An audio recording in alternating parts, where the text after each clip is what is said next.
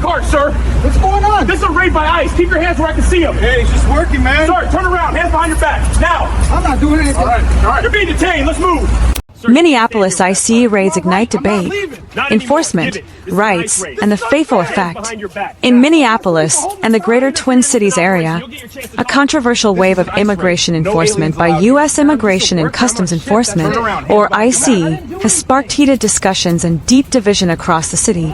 Federal authorities have deployed what they describe as a major operation, dubbed Operation Metro Surge, involving thousands of agents to carry out sweeps focused on immigration violations, particularly in Somali American neighborhoods. Supporters of the operation frame it as a necessary enforcement of federal immigration law. Department of Homeland Security officials insist the actions aim to target undocumented individuals with criminal records or previous deportations, asserting that strong enforcement is key to national security and upholding the rule of law. Under this lens, proponents argue that Minneapolis has resisted cooperation with IC long enough, and that federal authorities are simply doing their job. And if locals Fafo by obstructing or criticizing the operation without offering alternatives, they will face the consequences. Yet in the wake of these raids, critics have raised serious concerns about aggressive tactics, opacity, and community harm. The enforcement surge followed the fatal shooting of a Minneapolis resident during an IC encounter, a moment that ignited widespread protests and scrutiny of federal actions. Critics argue that the use of force, particularly in residential areas and in interactions caught on video, demonstrates overreach. They say that when enforcement is intensified without clear communication or proportionality, the Fafo dynamic can backfire. Instead of making communities safer, it fuels fear, distrust, and resistance. Local leaders have also pushed back against federal methods. The cities of Minneapolis and St. Paul, along with Minnesota's Attorney General, have filed lawsuits alleging violations of constitutional limits and asserting that the federal government has overstepped its authority by deploying agents without adequate cooperation or oversight.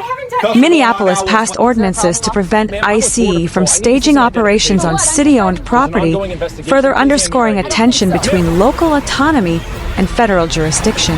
The human impact of these operations is palpable. Viral footage and first-hand accounts show dramatic arrests in public spaces, with bystanders expressing fear and frustration, including instances where individuals who claim U.S. citizenship were detained or confronted aggressively. These scenes have prompted debates about civil liberties, due process, and whether federal agencies are triggering more harm than good. Meanwhile, supporters of enforcement caution that a failure to act boldly invites chaos. Without accountability for illegal border crossings or deportation orders, they argue enforcement agencies are forced to step in where local policy has not. This argument hinges on a Fafo logic. If communities opt out of cooperating with immigration law, the federal government will escalate efforts with or without local consent. So where does this leave Minneapolis? The city remains a focal point of national debate over immigration policy, law enforcement boundaries, and civil rights. As protests, lawsuits, and community reactions continue to unfold, one thing is clear: the question of how far federal agencies should go and what communities should tolerate is far from settled. What do you think? Is aggressive immigration enforcement required to uphold the law, or does it cross a line when it disrupts communities and local rights? What's going on? Car's clear, nothing in the back seat. Copy that. Okay, ma'am, step back with me. Watch your step. Please, I have kids at home. We'll sort everything out. Keep walking. Federal immigration police, step over here for me. Hey, what's going on? We need to talk. Hands behind your back, please. I didn't do anything. I'm just coming back from work. Officer secure. Copy. I'll keep the door covered. Sir, we'll explain everything downtown. Watch your head. Come on, man. This isn't right. This is an ICE raid. Everyone stay where you are. Wait, what? I'm just on my shit, Sir, man. turn around. Hands behind your I back. haven't done anything. We'll talk inside. Let's go. Yo, they're taking him? Somebody call my supervisor.